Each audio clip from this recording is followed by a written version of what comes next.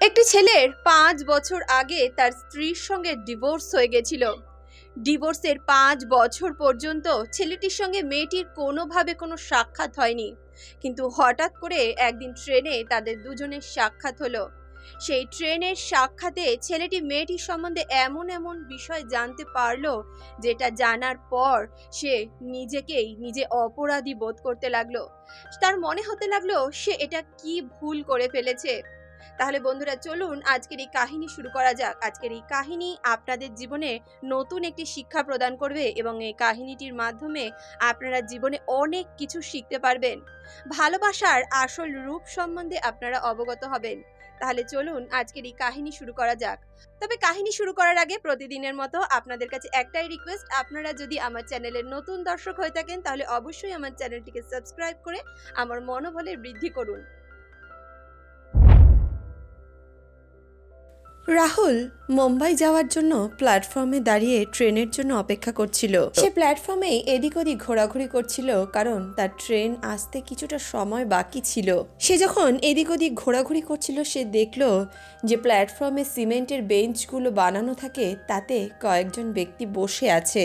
কিছুটা দূরে একটি বেঞ্চে কয়েকজন মহিলা বসেছিল। রাহুল যখন সেই মহিলার দিকে তাকালো, সে বুঝতে পারলো তাদের মধ্যে এমন একজন মহিলা আছে যাকে সে অনেক আগের থেকেই চেনে। আসলে সেই মেয়েটির সঙ্গে রাহুলের ৫ বছর আগে ডিভোর্স হয়ে গেছিল। প্রথম দিকে রাহুল ভাবলো এটা হয়তো তার চোখের ভুল, সে হয়তো ভুল দেখছে, কারণ একই রকম দেখতে মানুষ অনেকজন থাকে। আমরা রাস্তাঘাটে যখন বেরোই, যখন এদিক ওদিক দেখি, তখন একই রকম দেখতে অনেক রকম মানুষ আমাদের চোখে পড়ে। রাহুল প্রথম দিকে এমনটাই ভেবেছিল, কিন্তু সে যখন আরেকটু কাছে গিয়ে সে মহিলার দিকে তাকালো, সে দেখলো সত্যি ওই মেয়েটি তার প্রাক্তন স্ত্রী সঙ্গীতা। তার জামা কাপড় খুব পুরনো ধরনের ছিল এবং তার শরীরটাও খুব জীর্ণ শীর্ণ হয়ে গেছিল। সঙ্গীতাকে দেখে মনে হচ্ছিল সে যেন খুব বড় বিপদে রয়েছে। রাহুল যখন সঙ্গীতার কিছুটা কাছে এসে দাঁড়ালো, তখন হঠাৎ করে সঙ্গীতারও রাহুলের দিকে চোখ পড়ল, আর রাহুলকে দেখা মাত্রই সঙ্গীতা নিজের চোখ ঘুরিয়ে নিল। রাহুল সঙ্গীতার আর একটু কাছে এসে দাঁড়ালো এবং সঙ্গীতার পাশে যে মহিলা বসেছিলেন তাকে বলতে লাগলো, আপনি একটু দয়া করে অন্য জায়গায় গিয়ে বসুন না, আমার ওনার সঙ্গে কিছু কথা আছে। সে মহিলা রাহুলের কথা শুনে অন্য একটি সিটে গিয়ে বসে পড়ল, আর রাহুল সঙ্গীতার পাশে গিয়ে বসলো। রাহুল সঙ্গীতাকে বলতে লাগলো, তুমি এখানে কি করছো, আর তোমার এই অবস্থা কিভাবে হলো? সঙ্গীতা, তোমার সঙ্গে যখন আমার ডিভোর্স হয়েছিল তখন তো তোমাকে দেখতে এমন ছিল না, তুমি অনেক সুন্দর ছিলে, তোমার শরীর স্বাস্থ্য অনেক ভালো ছিল, কিন্তু এই ৫ বছরে এমন কি হলো যে তোমার এই অবস্থা হয়ে গেল? রাহুলের কথা শুনে সঙ্গীতার চোখ থেকে জল বেরিয়ে আসলো। সঙ্গীতাকে এইভাবে কাঁদতে দেখে রাহুল বলল, কি ব্যাপার সঙ্গীতা, তুমি কাঁদছো কেন? তোমার তো ভালো পরিবার, তোমার বাবার বিজনেসও এত ভালো, তোমার তো এমন অবস্থা হওয়ার কোনো কথাই ছিল না। আসলে তোমার এরকম অবস্থা দেখে আমি আর নিজেকে আটকে রাখতে পারলাম না, আমি তোমাকে জিজ্ঞেসই করে ফেললাম, তোমার কি হয়েছে? সঙ্গীতা রাহুলের কথায় কোনো উত্তর দিল না। তখনই রাহুল তাকে বলতে লাগলো, আচ্ছা ঠিক আছে, তুমি যখন বলতে চাও না বলতে হবে না, কিন্তু তুমি যাচ্ছোটা কোথায় সেটা তো বলবে। সঙ্গীতা বলতে লাগলো, আসলে রাহুল, আমার বাবার শরীর খুব খারাপ, ওনাকে আমরা দিল্লির একটি হসপিটালে ভর্তি করেছি, আমি সেখানেই যাচ্ছি। আসলে দাদা এখন দিল্লিতে বিজনেস করে, তো তাই বাবাও দাদার কাছেই থাকে, আর কিছুদিন যাবৎ বাবার শরীর প্রচণ্ড খারাপ, তাই আমাকেও দাদা ফোন করে বাবার সঙ্গে দেখা করার জন্য ডেকে পাঠালো। তখনই রাহুল বলল, ও আচ্ছা, তোমার বাবার শরীর খারাপ, আমি ভগবানের কাছে কামনা করি যেন উনি তাড়াতাড়ি সুস্থ হয়ে যান। তখনই সঙ্গীতা বলল, আপনি কোথায় যাচ্ছেন? রাহুল বলল, আমি দিল্লিতেই যাচ্ছি, আসলে ওখানকার এক ফ্যাক্টরিতে আমার কিছু টেস্ট নেওয়ার আছে, আমার ওখানে চাকরি কনফার্ম হয়ে গেছে, তবে চাকরির আগে ওরা আমার কিছু ইন্টারভিউ নিতে চায়, তার জন্যই যাচ্ছি। সঙ্গীতা বলতে লাগলো, মা বাবা কেমন আছেন, ওনার শরীর ভালো আছে তো? রাহুল বলতে লাগলো, মা বাবা তারা এখন আর বেঁচে নেই, 2 বছর আগেই মা বাবা দুজনেরই মৃত্যু হয়ে গেছে। বাবা হার্ট অ্যাটাক করে মারা গেল, আর তার 6 মাসের মধ্যেই হঠাৎ করে মায়েরও মৃত্যু হয়ে গেল, এখন আমি ওই বাড়িতে একাই থাকি। সঙ্গীতা বলতে লাগলো, মা বাবা মারা গেছেন, আমাকে তো কেউ কিছুই বলল না, আমি তো কিছুই বুঝতে পারলাম না। এভাবেই যখন রাহুল আর সঙ্গীতা একে অপরের সঙ্গে কথা বলছিল, হঠাৎ করেই ট্রেন চলে আসলো। ট্রেন আসা মাত্রই তারা দুজনে একই বগিতে উঠে বসলো। রাহুলের যে রিজার্ভেশন করা সিটটা ছিল সেই সিটটা জানালার দিকে ছিল। আশ্চর্যভাবে সঙ্গীতারও তার অপোজিটের সিটটাই ছিল। যখন রাহুল নিজের সিটে এসে বসলো, দেখলো সঙ্গীতা নিজের সিট নাম্বার খুঁজছে এবং খুঁজতে খুঁজতে সে রাহুলের পাশেই ওই সিট নাম্বারটির সঙ্গে নিজের সিট নাম্বার মেলাতে লাগলো। তারপর সঙ্গীতাও রাহুলের পাশেই বসে পড়ল। রাহুল বলতে লাগলো, তোমারও আমারই পাশের সিট, সত্যি কি অবাক না? কিছুক্ষণ তারা দুজন নিজের নিজের জিনিসপত্র সেট করতেই ব্যস্ত থাকলো। তারপর যখন তারা দুজনেই সমস্ত কিছু ঠিকঠাক করে বসে পড়ল, তখনই রাহুল বলল, সঙ্গীতা, তুমি কি আবার দ্বিতীয় বিবাহ করেছো নাকি এখনও সিঙ্গেল আছো? সঙ্গীতা বলল, না না, এখনও সেসব কিছু করা হয়নি। তারপর সঙ্গীতা রাহুলকে বলতে লাগলো, তুমি কি বিয়ে করেছো? রাহুল বলল, না সঙ্গীতা, আমিও এখনও বিয়ে করিনি, তবে দিদি বারবার করে জোর করছে, বলছে একটা বিয়ে করে নে, না হলে এত বড় জীবন একা কিভাবে কাটাবি। সঙ্গীতা বলতে লাগলো, ঠিকই তো বলেছে, একটা ভালো মেয়ে দেখে বিয়ে করে এবার সংসার করো। রাহুল বলল, একবার তো বিয়ে করে দেখলাম, আর দ্বিতীয়বার বিয়ে করার মতো ইচ্ছে আমার নেই। এভাবেই তারা দুজন একে অপরের সঙ্গে কথা বলছিল। তখনই একটি চা বিক্রেতা সেখানে চা নিয়ে আসলো। রাহুল সঙ্গীতাকে বলতে লাগলো, তুমি চা খাবে? সঙ্গীতা বলল, না না, এখন আর চাটা খাবো না। রাহুল বলল, কেন? তোমার তো চা খেতে খুবই ভালো লাগে, আর এত ঠান্ডা পড়েছে, এখন একটু চা খেলে তোমার ভালোই লাগবে। এমনটা বলে রাহুল জোর জবরদস্তি সঙ্গীতাকে এক কাপ চা দিল। সঙ্গীতা লেবু চা খেতে খুব ভালোবাসত। রাহুল চা বিক্রেতাকে বলতে লাগলো, দাদা, লেবু চা একটু বেশি করে মশলা দিন। সঙ্গীতা রাহুলের দিকে তাকিয়ে মৃদু হেসে বলল, তোমার এখনও মনে আছে যে আমার লেবু চা একটু বেশি মশলা ভালো লাগে? রাহুল বলল, সব কিছু মনে আছে সঙ্গীতা। তারপর রাহুল আর সঙ্গীতা ট্রেনে বসে দুজনে চা পান করলো এবং একে অপরের সঙ্গে গল্প করতে লাগলো। রাহুল বলল, তা সঙ্গীতা, তোমার মা কেমন আছে? ওনার শরীর ভালো আছে? মায়ের কথা শোনা মাত্রই সঙ্গীতার চোখে জল চলে আসলো। সে বলতে লাগলো, মা তো 1 বছর আগেই মারা গেছেন, আর এখন বাবারও শরীর খারাপ। তখনই রাহুল বলল, সঙ্গীতা, আমি তোমাকে একটা কথা বলতে চাই। তুমি হয়তো বিশ্বাস করবে না, কিন্তু জানো, আমি এখন সব কিছু ছেড়ে দিয়েছি। আমি এখন আর ড্রিঙ্ক করি না, বন্ধু বান্ধবের সঙ্গে সময় কাটাই না, এখন শুধু কাজ করি আর কাজের থেকে বাড়িতে চলে আসি। কিন্তু বাড়িতে আসার পর আমার কিছুই ভালো লাগে না। ঘর বাড়ি এত শূন্য লাগে। আগে যখন মা বাবা ছিল তখন তবুও বাড়িতে আসার পর একটু ভালো লাগতো, কিন্তু জবের থেকে মা বাবা মারা গেছে তবের থেকে আর ঘরে আসতেও ইচ্ছে করে না। কখনো কখনো অফিসেই থেকে যেতে ইচ্ছে করে, মনে হয় যেন এখানেই কাজ করে থাকি, আর বাড়িতে যেতে ইচ্ছা হয় না। সঙ্গীতা বলতে লাগলো, তুমি ড্রিঙ্ক করা ছেড়ে দিয়েছো? এ তো খুবই ভালো কথা। তুমি যদি এই কাজ অনেক আগে করতে তাহলে হয়তো আমাদের মধ্যে এই সমস্যাই হতো না। আমাদের মধ্যে সমস্যার তো প্রধান কারণই এটা ছিল যে তুমি প্রচণ্ড পরিমাণে ড্রিঙ্ক করতে, আর ড্রিঙ্ক করে এসে তুমি আমাকে মারধর করতে। দেখো, একটা মেয়ে কখনোই এটা বেশি দিন সহ্য করতে পারে না। যাই হোক, তোমার মুখে এটা শুনে খুব ভালো লাগলো যে তুমি এইসব খারাপ অভ্যাস ছেড়ে দিয়েছো। তা রাহুল, এখন একটা ভালো মেয়ে দেখে বিয়ে করে নাও। রাহুল আর সঙ্গীতা একে অপরের সঙ্গে এভাবেই কথা বলছিল এবং গল্প করছিল। তখনই হঠাৎ করে সঙ্গীতা বলতে লাগলো, আজকে প্রচণ্ড ঠান্ডা পড়েছে, তা তুমি নিজের সঙ্গে গরম জিনিস এনেছো তো? রাহুল বলল, আরে না, এই যে জ্যাকেটটা পরে আছি এটাই রয়েছে আমার সঙ্গে। আমি যে কিছু নিয়ে আসবো সে কথাও আমার মনে নেই। আসলে ইন্টারভিউ টেনশনে এমনটা হয়ে গেছে। তখনই সঙ্গীতা বলল, আচ্ছা ঠিক আছে, তুমি অত চিন্তা করো না, আমার কাছে এক্সট্রা শল আছে, আমি তোমাকে দিয়ে দিচ্ছি। তখনই রাহুল বলল, তুমি আমাকে আবার তোমার শল দেবে, আমি তোমাকে সেটা ফেরত কিভাবে দেব বলো? তোমার সঙ্গে আমার এর পরে কি আর কখনো দেখা হবে? তখনই সঙ্গীতা বলল, এখনো তো দেখা হওয়ার কথা ছিল না, ভাগ্যে ছিল বলেই তো দেখা হলো। যদি ভাগ্যে থাকে এরপরে আবারও দেখা হবে। তুমি ভালো হয়ে গেছো, তুমি ভালো কাজ করছো, এটা শুনে আমি খুব খুশি হয়েছি। তখনই রাহুল বলল, কিন্তু সঙ্গীতা, তুমি এখন কি করছো? ডিভোর্সের সময় আমি তোমাকে মেনটেন্যান্স বাবদ 10 লাখ টাকা দিতে চেয়েছিলাম, তুমি তো সেটাও নেওনি। তাহলে তুমি কিভাবে নিজের জীবিকা চালাচ্ছ? সঙ্গীতা বলল, আমি একটা প্রাইভেট স্কুলে কাজ করি, সেখানে থেকেই আমার মোটামুটি আমাকে যা ওরা দেয় তাতে আমার সংসার চলে যায়। আর দুজন মানুষ এমন কিছু বেশি লাগে না।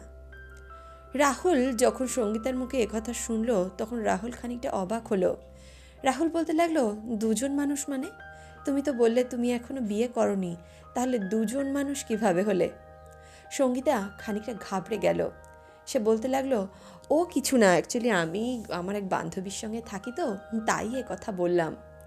রাহুল কথা শোনার পর রাহুলকে বলতে লাগলো, তা রাহুল, তুমি দিল্লিতে থেকেই কি কাজবাজ করতে চলেছো এরপর থেকে? রাহুল বলল, হ্যাঁ, আমার ওইখানকার কোম্পানিতে অ্যাকচুয়ালি ট্রান্সফার হয়েছে, কিন্তু ওরা কোম্পানিতে কিছু কাজবাজ আছে সেগুলো আমাকে দেখিয়ে দিতে চায়, আগের থেকে আমাকে একটুখানি ট্রেনিং দিয়ে নিতে চায়, তার জন্যই আমি যাচ্ছি। এই 2-3 দিনের ব্যাপার, 2-3 দিন পর আবারও আমার জিনিসপত্র আমি যেখানে থাকতাম সেখান থেকে নিয়ে দিল্লিতে ট্রান্সফার হতে হবে। তখনই রাহুল বলতে লাগলো, তুমি কি দিল্লিতেই থাকবে এরপর থেকে? সঙ্গীতা বলতে লাগলো, না না, আমি দিল্লিতে থাকবো না, আমি বাবাকে দেখতেই এসেছি। বাবার সঙ্গে দেখা সাক্ষাৎ হওয়ার পর আমি আবারও নিজের জায়গায় ফিরে যাব। ওখানে অ্যাকচুয়ালি আমি প্রাইমারি স্কুলে চাকরি করি, তো আমার ওখানে যেতেই হবে। আমিও এই 2 দিনেরই ছুটি নিয়ে এসেছি। এভাবেই কথা বলতে বলতে রাত বাড়তে লাগলো এবং রাহুলের প্রচণ্ড ঠান্ডা লাগতে লাগলো। তখনই সঙ্গীতা নিজের ব্যাগের থেকে একটি শল বার করে রাহুলকে দিয়ে বলল, রাহুল, তুমি শলটা গায়ে দাও, তোমার একটু ঠান্ডা কম লাগবে। রাহুলও সঙ্গীতার কাছ থেকে সেই শলটা নিয়ে নিল এবং নিজের গায়ে জড়িয়ে নিল। তারপর সঙ্গীতা নিজের ব্যাগ থেকে একটা টিফিন বক্স বার করলো এবং তাতে 4টে রুটি আর কিছু আলু ভাজা রাখা ছিল। সঙ্গীতা রাহুলকে বলতে লাগলো, এই নাও রাহুল, তুমি এখান থেকেই খাও। রাহুল বলল, আরে না না, তুমি তোমার খাবারটা খাও, কিছুক্ষণ পরই হয়তো ট্রেনে কিছু উঠবে, আমি সেখান থেকে কিছু কিনে নেব। সঙ্গীতা বলল, রাহুল, বাইরের খাওয়ার অভ্যাস তোমার এখনও যায়নি। বাইরে ট্রেনে ট্রাভেল করছো, ঘরের বানানো খাবার খাও, দেখবে তোমার শরীরটাও ভালো থাকবে। আর কালকে তুমি ইন্টারভিউ দিতে যাবে, তোমার ইন্টারভিউটাও ভালো যাবে। এখন এখানে কিছু খেয়ে নিলে যদি তোমার পেট খারাপ হয়ে যায়, তাহলে তুমি ইন্টারভিউ কিভাবে দেবে? রাহুল যখন সঙ্গীতার মুখে এমন কথা শুনল, তার কথা শুনে তার খুব আপনতা অনুভব হলো। রাহুল বলতে লাগলো, সঙ্গীতা, তুমি নয় আমাকে একদিন ঘরের খাবার খাওয়াবে, কিন্তু দীর্ঘ 1 বছর অবধি আমি বাইরের খাবারই খাচ্ছি। তুমি তো জানো আমি রান্না করতে পারি না। তবুও সঙ্গীতার কথা মতো রাহুল সঙ্গীতার টিফিন কারি থেকেই রুটি আর সামান্য তরকারি নিয়ে সেখান থেকেই খেতে লাগলো। দেখতে দেখতেই রাত কেটে গেল এবং ভোর হয়ে গেল। ভোরের দিকে ট্রেন যখন তার গন্তব্যস্থলে পৌঁছলো, তখন রাহুল আর সঙ্গীতা দুজনেই ট্রেন থেকে নেমে গেল। রাহুল সঙ্গীতাকে বলতে লাগলো, সঙ্গীতা, এই নাও তোমার শলটা নিয়ে নাও, আমার এখন আর লাগবে না। সঙ্গীতা বলল, এখন ভোর, অনেক ঠান্ডা আছে, তুমি রাখো তোমার কাছে, আমার কাছে এক্সট্রা জিনিস রয়েছে তো, আর পরে যদি কখনো দেখা হয় তখন দিয়ে দিও। রাহুল বলল, তাহলে তোমার ফোন নাম্বারটা দাও, নিশ্চয়ই আগের নাম্বার এখন আর নেই, তাই না? সঙ্গীতা বলল, না না, আমার যে আগের নাম্বারটা ছিল সেটাই আছে, তুমি আমাকে ওই নাম্বারে ফোন করলেই পাবে। রাহুল বলল, আচ্ছা ঠিক আছে, আমি যেদিন বাড়ির দিকে রওনা দেব, মানে এখানকার কাজ যখন আমার শেষ হয়ে যাবে, যখন আমার বাড়ি ফেরার সময় থাকবে, তখন আমি তোমাকে ফোন করব, তুমি স্টেশনে এসো, আমি তোমাকে শলটা দিয়ে দেবো। সঙ্গীতা বলল, আচ্ছা ঠিক আছে, তুমি এত ব্যস্ত হয়েও না। তারপর রাহুল আর সঙ্গীতা নিজের গন্তব্যস্থলের দিকে রওনা দিল। কিন্তু যখন থেকে রাহুল সঙ্গীতাকে দেখেছিল, তখন থেকেই সঙ্গীতার প্রতি তার সেই সুপ্ত ভালোবাসা আবার যেন জেগে উঠেছিল। রাহুল বারবার সঙ্গীতার কথাই ভাবছিল। রাহুলের কাছে সঙ্গীতার সেই শালটা ছিল। রাহুল নিজের গায়ে সঙ্গীতার সেই শালটা জড়িয়ে ধরে সঙ্গীতার স্পর্শ অনুভব করছিল। রাহুল কিছুক্ষণের মধ্যেই সে ওই কোম্পানিতে পৌঁছে গেল এবং তার ইন্টারভিউ দিল। তার ইন্টারভিউটা খুব ভালোভাবেই সম্পন্ন হলো। তারপর কোম্পানির লোকেরা তাকে সেখানকার কাজবাজ বুঝিয়ে দিতে লাগলো। রাহুল সেখান থেকে নিজের কাজ শেষ করার পর 2 দিনের জন্য দিল্লির একটি হোটেল বুক করলো। আসলে সেই কোম্পানিতে তার আরও 2 দিনের ট্রেনিং বাকি ছিল। এদিকে সঙ্গীতাও নিজের দাদার বাড়িতে গিয়ে নিজের বাবাকে দেখলো। সঙ্গীতার বাবার শরীর তখনও খুব খারাপ ছিল। সঙ্গীতা দাদাকে বলতে লাগলো, দাদা, ভালো ডাক্তার দেখিয়েছিস? তার দাদা বলল, হ্যাঁ, সমস্ত ডাক্তারই দেখিয়েছি, কিন্তু বয়সজনিত কারণেই উনি অসুস্থ হয়েছেন। ডাক্তার তো ওষুধপত্র সবই দিয়েছে, এখন দেখা যাক কি হয়। দুদিন পর্যন্ত সঙ্গীতা নিজের বাবার কাছে থেকে ওনার সেবা শুশ্রূষা করলো। তারপর আবারও তার নিজের জায়গায় ফিরে যাওয়ার সময় চলে আসলো। এদিকে সঙ্গীতার যেদিন ট্রেনের টিকিট ছিল, রাহুলেরও সেদিনই ট্রেনের টিকিট ছিল। সঙ্গীতা যখন ট্রেন ধরার জন্য প্ল্যাটফর্মে এসে উপস্থিত হলো, সে দেখলো রাহুল অনেক আগের থেকেই প্ল্যাটফর্মে গিয়ে দাঁড়িয়েছিল। সঙ্গীতা রাহুলের কাছে গিয়ে বলতে লাগলো, আজকে তোমারও ট্রেন? রাহুল বলল, হ্যাঁ, আমারও আজকেরই ট্রেন। আসলে রাহুলের ট্রেন ছিল তার একদিন পরের, কিন্তু সঙ্গীতার সঙ্গে দেখা করার জন্যেই রাহুল আজকে ট্রেনের টিকিটটা তৎকালে কেটেছিল। তারপর রাহুল আর সঙ্গীতা দুজনে আবারও ট্রেনে চড়ল এবং নিজের গন্তব্যের দিকে রওনা দিল। ট্রেনে বসার কিছুক্ষণ পর রাহুল সঙ্গীতাকে বলতে লাগলো, সঙ্গীতা, আসলে আমি তোমাকে মিথ্যে কথা বলেছিলাম। আমার কালকে ট্রেনের টিকিট ছিল, আমার তোমার সঙ্গেই দেখা করার ছিল, তোমাকে কিছু বলার ছিল। সঙ্গীতা বলতে লাগলো, আমাকে কি বলার আছে বলো। রাহুল বলল, সঙ্গীতা, তোমাকে তো আমি আগেই বলেছি আমি সমস্ত খারাপ অভ্যাস ছেড়ে দিয়েছি। আমি বন্ধুবান্ধবের সঙ্গেও ঘোরাফেরা করি না, বাজে খাবার খাই না, মদ্যপান করি না। তুমি আমার কথা বুঝতে পারছো? সঙ্গীতা বলতে লাগলো, রাহুল, তুমি আমাকে দুদিন আগেই কথা বলেছিলে, কিন্তু এখন কি বলবে? রাহুল তখন সঙ্গীতার হাত ধরে বলতে লাগলো, সঙ্গীতা, তুমি বুঝতে পারছো না আমি কি বলতে চাইছি? আমি বলতে চাইছি যে আমি তোমাকে আবারও বিয়ে করতে চাই। তুমি কি আমার জীবনসঙ্গী হবে? দেখো সঙ্গীতা, আমি খুব একা, আমার ওই বাড়িতে একা থাকতে ভালো লাগে না। তুমি যদি আমার জীবনসঙ্গিনী হও তাহলে আমার জীবনটা আবারও শুধরে যেতে পারে। তা না হলে একদিন হয়তো আমি আবারও ওই সব দিকে চলে যাব, ওই সব খারাপ কাজ করতে শুরু করব। অনেক কষ্টে আমি নিজেকে সামলেছি শুধুমাত্র তোমার জন্য। সঙ্গীতা, তুমি কি আমাকে আরেকটা সুযোগ দেবে? সঙ্গীতা যখন রাহুলের মুখে একথা শুনল তখন তার চোখে জল চলে আসলো। সে রাহুলকে বলতে লাগলো, রাহুল, আমিও তোমার থেকে একটা কথা লুকিয়েছি। রাহুল বলতে লাগলো, কথা? কি কথা লুকিয়েছ? সঙ্গীতা বলল, রাহুল, যখন তোমার আর আমার ডিভোর্স হয়েছিল তখন আমি 3 মাসের অন্তঃসত্ত্বা ছিলাম। আসলে সেদিন রাত্রে যখন তুমি মদ্যপান করে এসে আমাকে খুব মারধর করছিলে, সেদিন সকালেই আমি জানতে পেরেছিলাম যে আমি মা হতে চলেছিলাম। আমি সেই জন্যেই তোমাকে সেদিন এত কথা বলছিলাম। আমি তোমাকে বলতে চাইছিলাম যে রাহুল, তুমি এই সমস্ত কিছু ছেড়ে দাও, তোমার জীবনের নতুন সূচনা হতে চলেছে। আমি তোমাকে বারবার এটা বোঝানোর চেষ্টা করছিলাম, কিন্তু তুমি আমার কোনো কথাই শুনতে চাইছিলে না। তুমি আমাকে সেদিন খুব মারধর করেছিলে, তাই আমি রাগ করে সেদিন ঘর থেকে বেরিয়ে এসেছিলাম।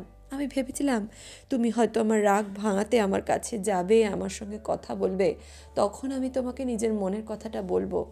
কিন্তু তোমারও যে কি অভিমান হলো, তুমি আমার কাছে আর আসলে না।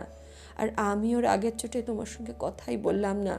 কিছুদিনের মধ্যেই তুমি ডিভোর্সের পেপার পাঠালে, আমিও রেগেমেগে ডিভোর্সের পেপারে সাইন করে দিলাম। তোমার উপর রাগ করেই আমি সেদিন এই কথাটা তোমাকে জানাইনি। রাহুল, আমাদের 5 বছরের একটি ছোট্ট মেয়ে আছে। জানো তো রাহুল, ও সব সময় আমার কাছে এসে কাঁদে, বলে, মা, বাবা কবে আসবে, বাবা কবে আসবে। কিন্তু ও তো এটা জানে না যে ওর বাবা কখনোই আর ওর কাছে আসবে না। রাহুল যখন সঙ্গীতার মুখ থেকে কথা শুনল তখন তার পায়ের তলা থেকে যেন মাটি সরে গেল। সে সঙ্গীতাকে বলতে লাগলো, সঙ্গীতা, তুমি আমার থেকে এত বড় একটা কথা লুকিয়েছো। কিছুক্ষণ চোখের জল ফেলার পর রাহুল বলতে লাগলো, এই সমস্ত কিছু আমারই জন্যে হয়েছে। আমারই ভুলের কারণে তুমি আমার উপর এতটাই রেগে গেছো যে আমি যে বাবা হয়েছি তুমি এটাই আমাকে জানাওনি। সঙ্গীতা, এ কথা শোনার পর তুমি আমাকে আর আমার মেয়ের থেকে দূরে রেখো না। আমার জীবনটা এমনিতেই অনেক শূন্য। আমার সম্পূর্ণ পরিবার থাকা সত্ত্বেও জীবন কাটাচ্ছি। তুমি দয়া করে আমার সঙ্গ দাও। সঙ্গীতা তখন রাহুলের হাত ধরে বলল, রাহুল, তুমি যখন শুধরে গেছো তাহলে আমার আর তোমার সঙ্গে কোনোরূপ কোনো ঝগড়া নেই, কোনো সমস্যা নেই। আসলে কি বলো তো, সেদিন আমারও ভুল ছিল। আমারও পরবর্তীকালে তোমার সঙ্গে দেখা করা উচিত ছিল, তোমাকে সত্যিটা বলা উচিত ছিল। কিন্তু আমি এত রেগেছিলাম তোমার উপর যে তোমার প্রত্যেকটা কথাতেই আমার রাগ হচ্ছিল। তারপর সঙ্গীতা আর রাহুল আবারও এক হওয়ার সিদ্ধান্ত নিল।